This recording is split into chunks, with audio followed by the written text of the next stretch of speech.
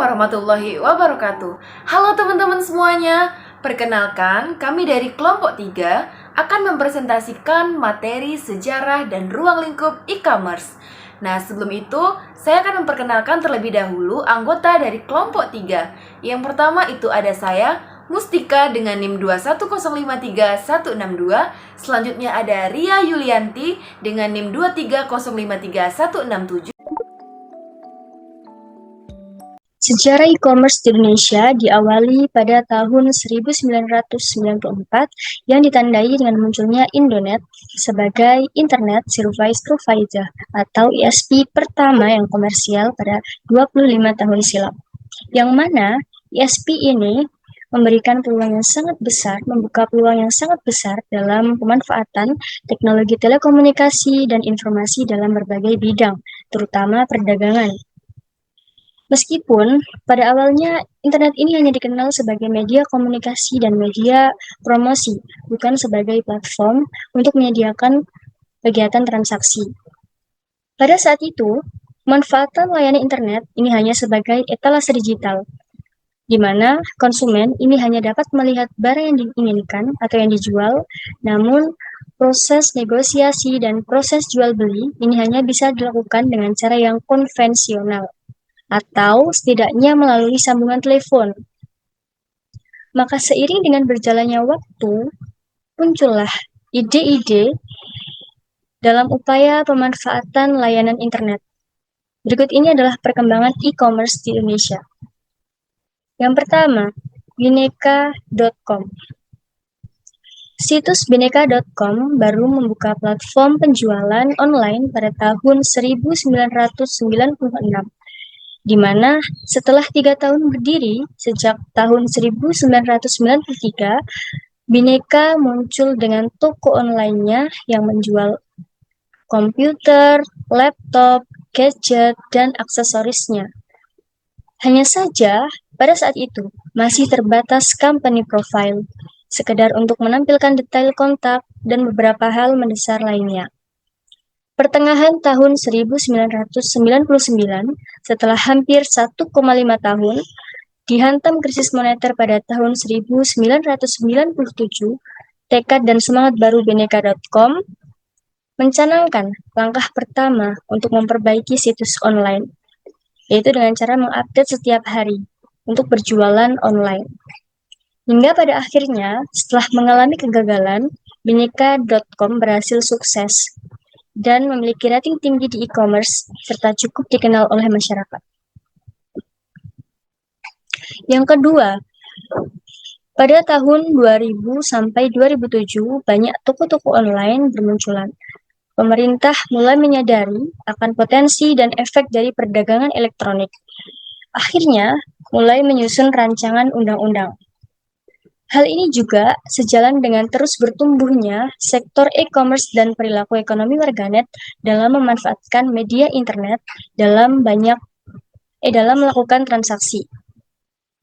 Dalam hal ini ditandai dengan banyak bermunculnya startup yang umumnya masih di bidang jual beli lelang.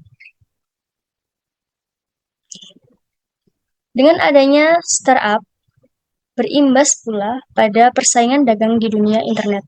Sebaliknya, para pengguna internet justru banyak melakukan transaksi jual beli secara personal dengan memanfaatkan forum-forum publik, menjadi cikal bakal berdirinya atau adanya marketplace.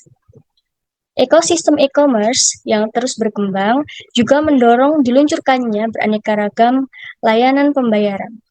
Perkembangan gaya beli masyarakat Indonesia juga diimbangi dengan proses pembayaran secara digital. Salah satunya difasilitasi dengan kehadirannya Doku, beroperasi sejak tahun 2007 sebagai layanan uang elektronik. Yang ketiga, pada tahun 2008, dinomarket.com. Dinomarket itu didirikan pada bulan Juni 2008 oleh Victor Wiguna yang sekarang masih menduduki jabatan sebagai CEO.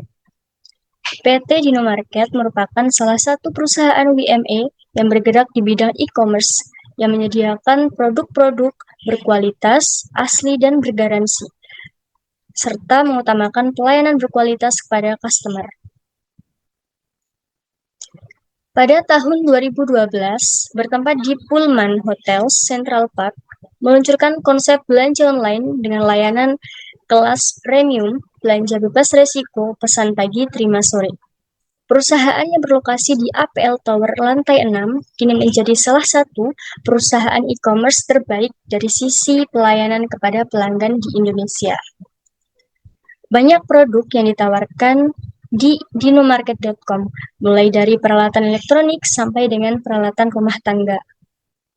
Yang keempat, pada tahun 2009, Tokopedia diluncurkan oleh foundernya, William Tanuwijaya, yang saat ini menjabat sebagai CEO PT Tokopedia bersama dengan sahabatnya Leontinus Alva Edison. Yang kelima ada Gojek. Pada tahun 2010, Gojek ini membawa terobosan yang baru, di mana membuat budaya berbelanja online itu semakin besar, serta membuka pandangan bagi masyarakat luas untuk mengetahui dampak daripada e-commerce. Dengan menawarkan layanan transportasi berbasis online, Gojek berusaha membuktikan bahwa kemajuan teknologi telekomunikasi ini memungkinkan terjadinya perubahan di berbagai bidang. Yang keenam ada Bukalapak. Pada tahun 2010, Bukalapak ini mulai beroperasi. Situs ini memberikan wadah bagi UKM yang ingin berjualan serta menemukan pembeli dari produk yang mereka buat. Pembentukan Bukalapak memiliki misi untuk menaikkan kelas UKM dalam negeri.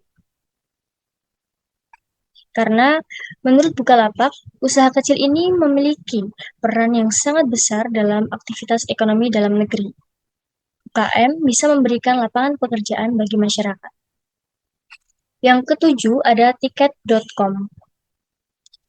Tiket.com didirikan oleh Wenas Agustiawan, Dimas Surya Saputra, Natali Ardianto, Michael Gairi Undarsa pada bulan Agustus. Pada awalnya, Wenas Agustiawan membeli domain tiket.com dan mengajak beberapa kolega untuk membuat sebuah situs web untuk melayani pemesanan tiket pesawat dan kereta api. Tiket.com merupakan salah satu rekan bisnis kereta api di Indonesia yang bekerja sama dengan berbagai maskapai di Indonesia untuk memudahkan orang untuk pemesanan tiket pesawat melalui internet. Yang nomor 8, Zalora. Zalora adalah situs web belanja yang menyediakan kebutuhan pakaian yang terdiri dari produk berbagai merek, baik yang lokal maupun internasional. Zalora Indonesia didirikan oleh Catherine Sucahyo yang merupakan bagian dari Zalora Group di Asia yang terdiri dari Zalora Singapura, Zalora Malaysia, Zalora Vietnam, Zalora Taiwan, Zalora Thailand, dan Zalora Filipina. Zalora merupakan anak perusahaan dari situs belanja online Zalando, yaitu Proyek Roket Internet GmbH. Di Indonesia, Zalora berada di bawah naungan dan dikelola oleh Fashion Advices Indonesia. Sebelum itu, kita akan pahami terlebih dahulu apa yang dimaksud dengan e-commerce. Nah, banyak pengertian online store di Indonesia, namun yang jelas atau yang secara arti kata adalah toko online yang biasa digunakan untuk belanja online atau biasa disebut juga dengan e-commerce. Nah, e-commerce ini merupakan online store atau toko online, bisa diibaratkan sebagai toko nyata dalam kehidupan kita sehari-hari. Jadi, e-commerce adalah segala kegiatan jual beli atau transaksi yang dilakukan melalui internet. Selanjutnya kita masuk ke dalam materi ruang lingkup e-commerce. Nah, terdapat 8 ruang lingkup dari e-commerce. Yang pertama itu ada teknologi. Nah, kontributor terbesar yang memungkinkan terjadinya e-commerce itu adalah teknologi informasi. Nah, dalam hal ini, perkembangan pesat dari teknologi komputer dan juga teknologi komunikasi. Tidak dapat dipungkiri bahwa karena jual beli di dunia maya terbentuk karena terhubungnya berjuta-juta komputer dalam sebuah jaringan raksasa atau kita kenal dengan internet. Nah, dari sisi ini, e-commerce dapat dipandang sebagai sebuah prosedur atau mekanisme berdagang jual beli di internet, di mana pembeli dan penjual dipertemukan di sebuah dunia maya yang terdiri dari sekian banyak komputer. Yang kedua ada ekonomi. Nah, e-commerce itu merupakan sebuah pemicu terbentuknya prinsip perekonomian baru yang lebih dikenal dengan ekonomi digital. Di dalam konsep ekonomi digital, semua sumber daya yang dapat digitalisasikan menjadi tak terbatas jumlahnya, bukan merupakan scarce of research, dan berpotensi menjadi public goods yang dapat dimiliki oleh siapa saja dengan bebas di dalam konsep ekonomi. Yang ketiga itu ada electronic linkage. Nah, di suatu sisi yang lain, banyak orang melihat e-commerce sebagai sebuah mekanisme hubungan secara elektronis antara satu entitas dengan entitas yang lain. Dengan adanya e-commerce, maka dua buah divisi itu dapat bekerja sama secara efisien melalui pertukaran data elektronis. Selanjutnya adalah market making. Nah, e-commerce dikatakan sebagai market making karena keberadaannya secara langsung telah membentuk sebuah pasar perdagangan namun di dalam dunia maya yang mempertemukan berjuta-juta penjual dan pembeli. Selanjutnya yaitu ada information value adding. Nah, di dalam e-commerce, bahan baku yang paling penting itu adalah informasi.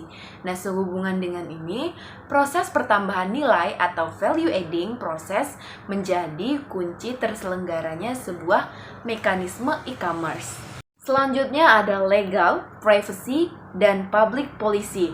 Nah, secara tidak langsung terlihat bahwa interaksi perdagangan elektronik yang mengkikis batas-batas ruang dan waktu mau tidak mau mendatangkan adanya peraturan atau tantangan bagi pemerintah dan masyarakat dalam mengubah atau membuat regulasi tertentu agar di satu pihak terbentuk lingkungan bisnis yang kondusif, sementara di pihak individu maupun masyarakat itu dapat merasakan atau terjaga dengan baik manfaat dari adanya e-commerce tersebut. Yang terakhir ada service infrastruktur. Nah, konsep e-commerce ternyata tidak hanya membuahkan mekanisme transaksi jual beli semata. Namun ternyata banyak sekali jasa-jasa baru yang diperlukan sebagai sarana pendukung aktivitas jual beli produk tersebut. Sekian materi dari kelompok kami mengenai sejarah dan ruang lingkup e-commerce. Semoga bermanfaat. Wassalamualaikum warahmatullahi wabarakatuh.